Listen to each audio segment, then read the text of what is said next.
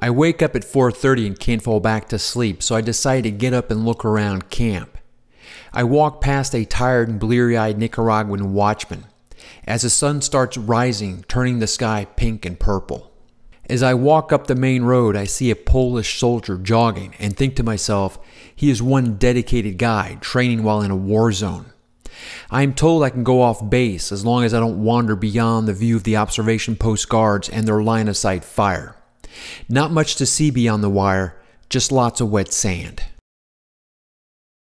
Before soldiers can set foot on base, they have to clear their weapons so they don't actually discharge, which I hear is a pretty common occurrence. I start walking along the wire, which is made up of 3 rows of concertina razor wire, set up in the typical military obstacle fashion. I come across another wall of old-fashioned barbed wire, most likely a remnant from the Iraqis, and beyond that, a sea of concertina razor. I'm getting a feeling there's something different about this base. I see a building in the distance and decide to give a closer look. As I approach, a bitch looks up at me and starts to growl. To the right, I see movement, puppies. Now I know why she's growling, and I give her a wide berth. I explore the house a bit and through the window see a checkpoint in a staging area. This is the point where all the Iraqis who work on base check in and get escorted on base. I'm curious to see who they are. I want to see their faces and look into their eyes. They tell me they are from the village just up the road and point to a spot on the horizon. I wish I could go there and explore it. I continue walking along the wire, passing a fortified observation post. It's getting late and almost time to go to work, so I head back to camp. I'm just in time for the ringing of the Chow Hall bell. At breakfast/the morning meeting, the base commander in Suxo shows us a map of the site and tells us there are suspected chemical weapons in the bunkers and the site was heavily targeted during coalition airstrikes. He briefs us of the chemical hazards of the site, and then we jump into a truck for an inspection tour. He explains he's taken us to bunkers on the horizon and points out that those sites have another line of razor wire around them. We drive by a battery of decommissioned 2-stage surface-to-air missiles, the same ones used to shoot down coalition aircraft. He explains the facility manufactured and maintained most of the weapons for the Republican Guard and were shipped in and out of the site by railroad. We slowly drive by buildings. The area is strewn with blast debris from the bombings. We are told these facilities were occupied when they were hit, so if we smell anything, it's probably decaying bodies under the rubble.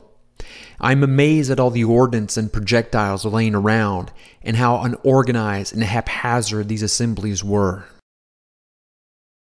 The Suxo leads us out of the building and into the desert.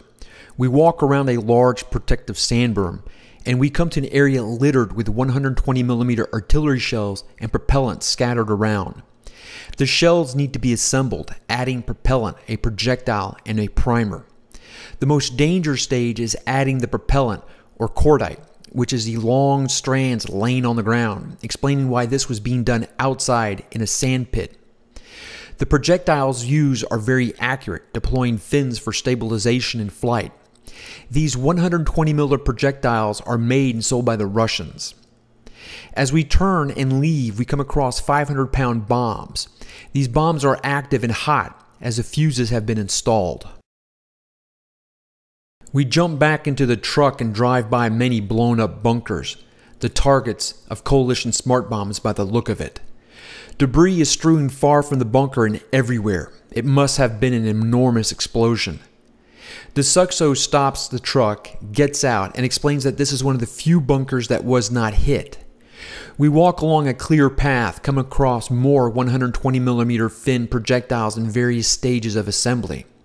The Suxo guesses the reason this bunker may not have been hit was it stored small munitions and ordnance and was not worth an expensive smart bomb. We walk around the bunker and come face to face with Iraqi Scud missiles. The same missiles aimed and shot at Israel to provoke a wider regional war.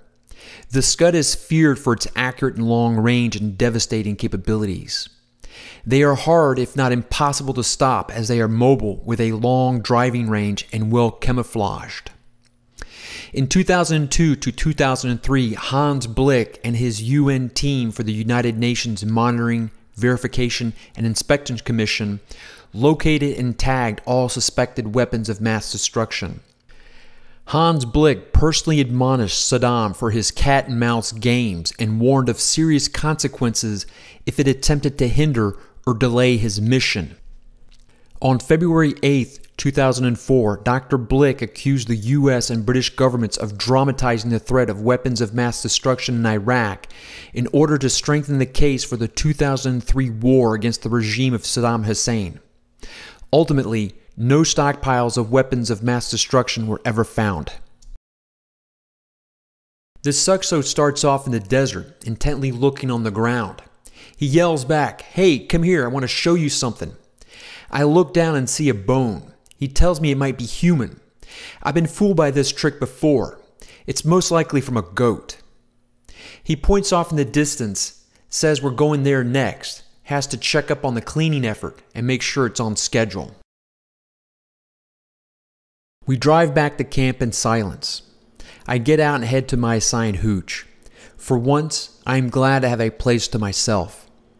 I have to send in my daily report, so I pull out the rbgan, adjusting the phase array antenna till I get and lock a signal with the bird. I write up my report, attaching a spreadsheet and a project timeline. I hit the send, lean back in my chair, and enjoy a hot cup of 3-in-1 instant coffee, cream, and sugar as I watch the send progress bars scroll across the screen. I head towards the Chow Hall, and a Honduran soldier named Boaz tells me they are packing away the food and I should hurry. The food is prepared in a building down the road from the main campus and shipped in green plastic insulated food cabinets. I'm getting to the Chow Hall line late, so the food is almost all gone. It looks like breakfast: eggs, refried beans, chorizo, except for the rice. That makes it dinner. I look around for the plastic forks, knives, and spoons. They're on the table with the maple syrup, which the Nicaraguans put on everything. Finding a place to sit down and not get wet or muddy is difficult. The few dry places to sit down are crowded and cramped. Considering how fast everyone eats, the joke being, eat it now, taste it later, I'll just stand around for a minute and wait for the seat to free up. I joke around with my Nicaraguan friends, teasing them about guarding the food. They laugh back. Food, it's serious business and requires the best ninja guards. After dinner, my team meets for an after-action review. I collect all the PDAs they use to scan and collect data in the field, set them in their docking stations, synchronize the databases, and upload the data back to Washington, D.C. for analysis. The base commander, Colonel Plemons, comes by, shakes my hand, and tells me he appreciates me coming out and helping the effort. He is a good leader and a good man, and unbeknownst to me, he is a rock star within the ranks. The next time I'll see him, I'll be the only photographer to document his field promotion to Brigadier General. One of the UXO technicians asked to use my PC to check his personal email as his laptop is busted. He asked me if I can come to his tent and give his computer a quick look to see what the problem is.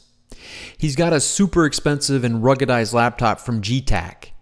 He tells me it took a pretty bad fall and gives a post error. So I reseat the memory and it boots into Windows and works just fine. He's so happy I fixed his laptop that he gives me this ancient Sumerian artifact. I smile knowing it was bought at the Babylon market for $5. Then from his duffel bag, under his cot, he pulls out a bottle of scotch and we proceed to drink and get drunk. I get back to my hooch, still drunk, and remember, I have to wash and dry my clothes for the next day or not have any clean clothes to wear. With my day over, I jump into bed, turn off the lights, and dream of what every other soldier is dreaming of.